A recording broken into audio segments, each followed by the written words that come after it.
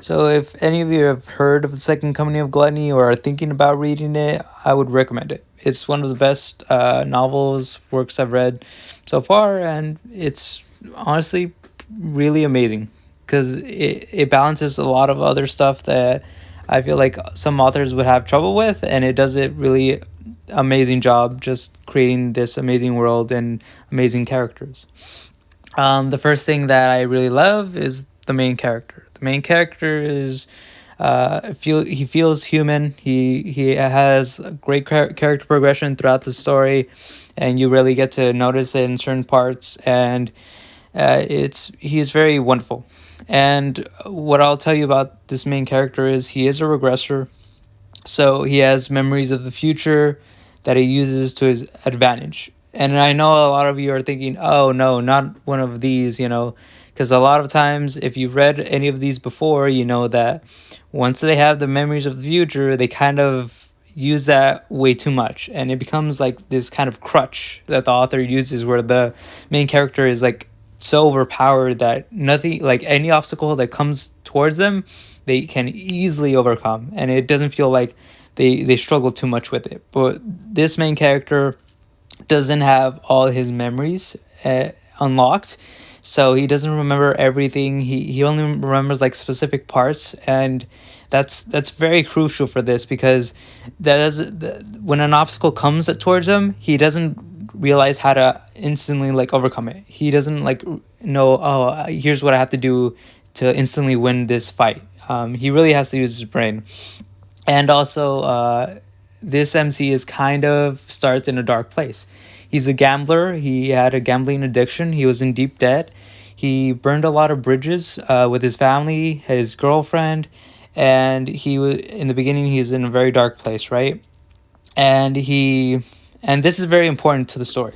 I feel like this is very important. It affects like what his actions throughout the novel and throughout the story and fights too. It's very important.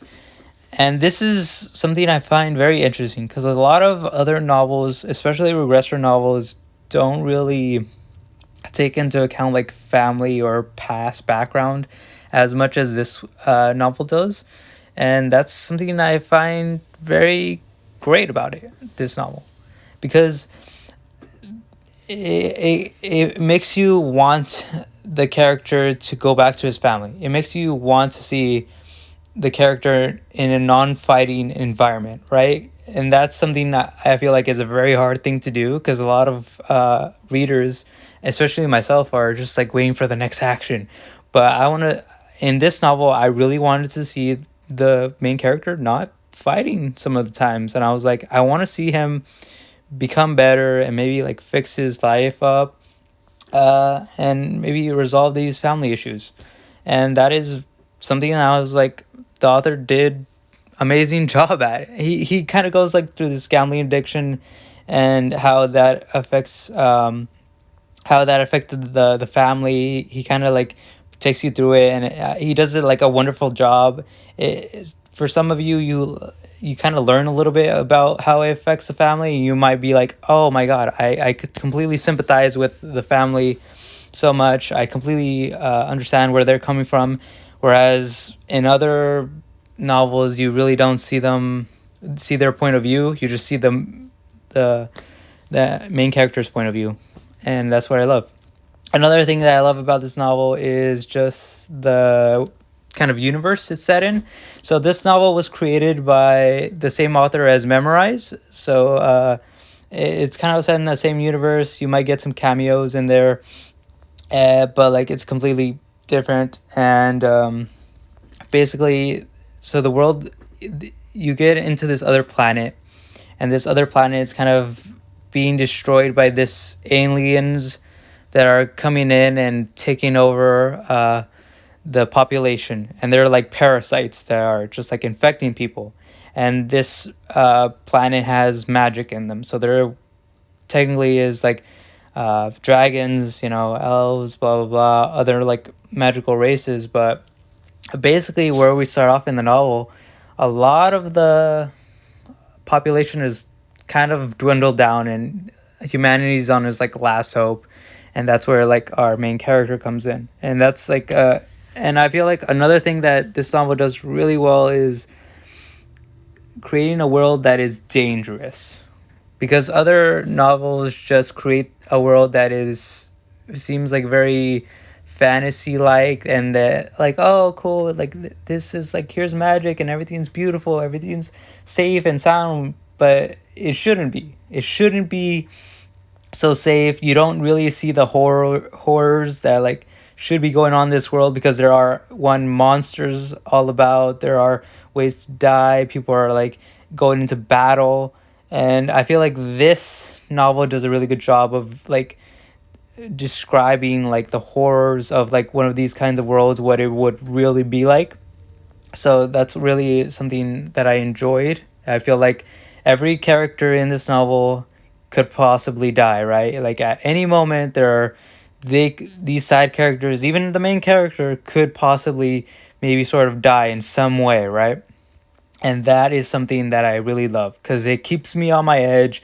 It keeps me invested in these characters, because if it doesn't have that for me, I feel like I'm just gonna basically be watching fairy tale or reading about fairy tale where nobody gets harmed and I know like everybody's gonna be safe, and I don't really like that. And I also really like the side characters, right? The side characters are important also in this story.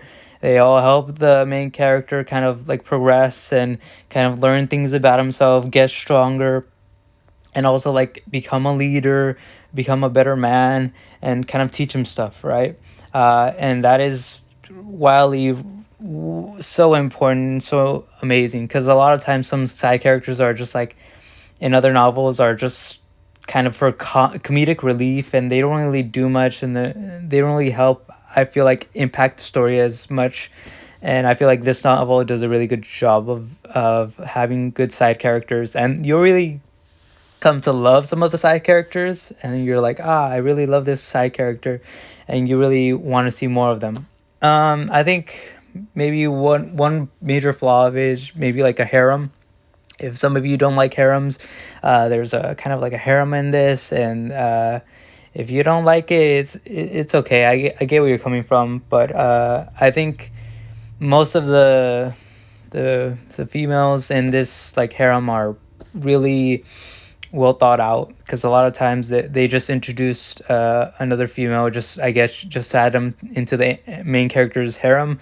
I don't really like that when some authors do that, but no, every female has their like special talent. They're like important people, and they have their time in the novel. They have their time. It comes, and they are well thought out, and you don't have to worry about it, like, oh, too much harem in your face. It does a good job of kind of like dividing up time and making sure you don't get that too much fan service, I guess, if you want to call it. But yeah, if you really want something that's great, I would recommend Second Coming of Gluttony. There's another work called Memorized by the author, and a really brand new work that's come out called To Hell with Being a Hero. If you guys want to check that out, that's also something I'm gonna be looking into, because I really like this work by the author, and it's really incredible. And I recommend you guys read this, because it's probably one of the best things you'll read in a while. Have a nice day.